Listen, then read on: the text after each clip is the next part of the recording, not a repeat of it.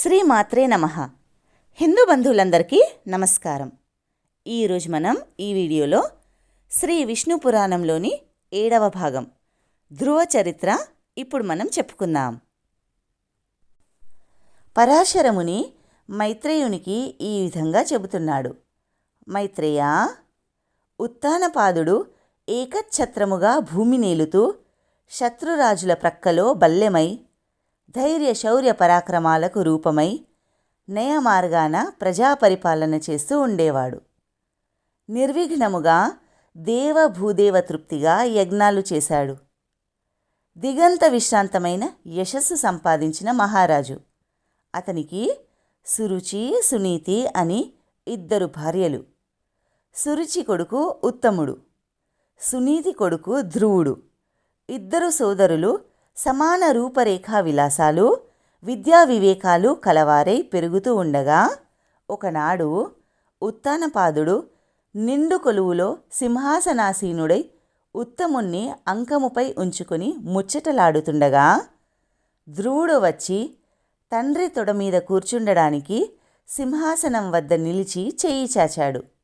ఆ సమయంలో సవతి తల్లి సురుచి సభామర్యాదను పాటించక సవతి మచ్చరముతో ధ్రువుణ్ణి వారించి నీరసంగా చూసి, ఆగురా ఆగు, ఈ సింహాసనం ఎక్కడానికి నా కొడుకు అర్హుడు, కానీ నువ్వు కాదు. ఈ రాజుకి నేను ప్రియపత్నిని. సిరి సంపద ఐశ్వర్యం అంతా నాది. నీ తల్లి నా సవితిగా ఉండడానికి ఏదో అదృష్టం, అంతే. నా దగ్గరికి వచ్చి ఏదో వాగుతూ ఉంటుంది. నేను ఆ మాటలు లెక్కపెట్టను. ఈ సింహాసనం ఎక్కడానికి నా కొడుకు ఉత్తముడు తగినవాడు. నీకు అలాంటి ఉత్తమత్వం ఉంటే ఆ అదృష్టం నీకు కలుగుతుంది. ఊరక చెయ్యి చేస్తే ఆ అదృష్టం పడుతుందా? పోరా అని చెయ్యి పట్టుకొని వెనుకకు నెట్టి వీపు మీద చరిచింది. అప్పుడు ధ్రువుడు చెమ్మగిలిన కనులతో బిరబిర నడిచి తల్లి వద్దకు వెళ్ళి పెద్దతల్లి చేసిన పని, తండ్రి ఉపేక్ష ఏడుస్తూ చెప్పాడు. అప్పుడు సునీతి తన పైట కొంగుతో కొడుకు కన్నీళ్లు తుడిచి అల్లనల్లన ఓదార్చి ఏడుపు మానిపించి నీరు గమ్మిన తన కళ్ళు అరచేతులతో ఒత్తుకొని సన్నని కంఠస్వరంతో ఈ విధంగా అన్నది. నాయనా, సురుచి అన్నదంతా నిజం. రాజు ఆమెపై ప్రాణాలు నిలిపి ఉన్నవాడు కనుక ఆమె కొడుకుకి ఆ మన్నన కలుగుతుంది. ఆ పద్ధతిలో మనకి అంత చనువు ఎలా ఉంటుంది? ఆమె సౌభాగ్యవతి కనుక ఆమెకి, ఆమె కొడుకుకి రాజు వల్ల మన్నన కలుగుతుంది. మనం మందభాగ్యులం. మనకు ఆ రాజు వల్ల మన్నన ఎలా కలుగుతుంది? ఇక ఆ సురుచి కొడుకు రాజై పరిపాలన చేసే సమయం వస్తే నువ్వు అతని అడుగులకు మడుగులొత్తుతూ బతకవలసి వస్తుంది.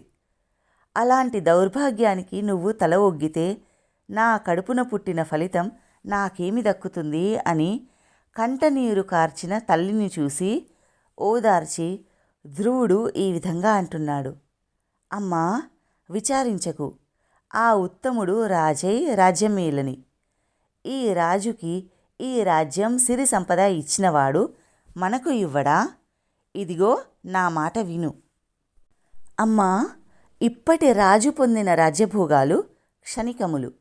అలాంటి ఐశ్వర్యం నాకు అక్కర్లేదు.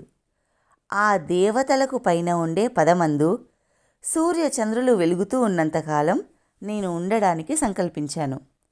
ఒక్కటే నా ప్రతిజ్ఞ అని తల్లిని ఓదార్చి ఆ చిన్న బాలుడు ధ్రువుడు ఎలాంటి విచారం లేక తపస్సు చేసే సంకల్పం తల్లికి చెప్పి నగరం నుంచి బయటకు వెళ్ళాడు. నగరం వదిలి సమీపాన ఉన్న ఉద్యానవనములో కృష్ణాజినములపై ఆసీనులై ఉన్న సప్తర్షులను చూసి నమస్కరించగా వారు ఈ విధంగా అడిగారు. బాబూ, ఎవరు నువ్వు? ఎక్కడి నుంచి వస్తున్నావు? నీ పేరేంటి? ఒంటరిగా ఎందుకిలా వచ్చావు అని అడుగగా ఆ బాలుడు, నేను ఉత్తానపాదుడు అనే రాజు కొడుకును. నా పేరు ధ్రువుడు. తపస్సు చేయాలని ఇలా వచ్చాను.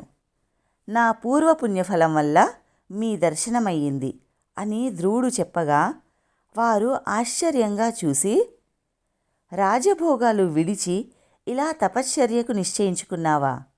ఏంటి కారణం?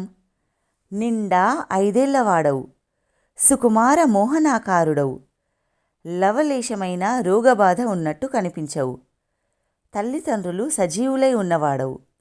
ఇలాంటి నువ్వు కష్టసాధ్యమైన తపస్సుకు దిగడమేంటి? ఇలాంటి చిన్నతనం బుద్ధి విడిచి తిరిగి వెళ్ళిపో అని అనగా, ధ్రువుడు సవతి తల్లి అన్న మాటలు, తండ్రి ఉపేక్ష, తల్లి విచారం, తన ప్రతిజ్ఞ చెప్పి, ఇక తిరిగి వెళ్ళేది లేదు, దయచేసి నా సంకల్పం సఫలమయ్యేటట్టు మార్గోపదేశం చెయ్యండి అని చేతులు జోడించి నమస్కరించాడు.